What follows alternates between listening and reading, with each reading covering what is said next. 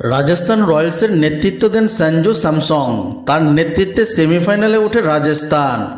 আজ দ্বিতীয় কোয়ালিফায়ার তথা দ্বিতীয় সেমিফাইনালে সানরাইজার্স হায়দ্রাবাদের বিপক্ষে হেরে ফাইনালের আগেই বিদায় নিল রাজস্থান। এদিন চেন্নাইয়ের এম.এ. চিদাম্বরম স্টেডিয়ামে দ্বিতীয় কোয়ালিফায়ার ম্যাচে টসে হেরে প্রথমে ব্যাট করে 9 উইকেটে 175 রানের চ্যালেঞ্জিং স্কোয়ার করে সানরাইজার্স হায়দ্রাবাদ। তবে রাজস্থান শেষ পর্যন্ত 20 ওভারে 7 উইকেটে হারিয়ে 139 রান করতে সক্ষম হয়, যার সুবাদে রাজস্থানকে বিদায় নিতে হয় এবারের আসর সেমিফাইনাল থেকে। আগামী রোববার চেন্নাইয়ের আইপিএলের 17তম আসরের ফাইনালে কলকাতা নাইট রাইডার্সের মুখোমুখি হবে সানরাইজার্স হায়দ্রাবাদ।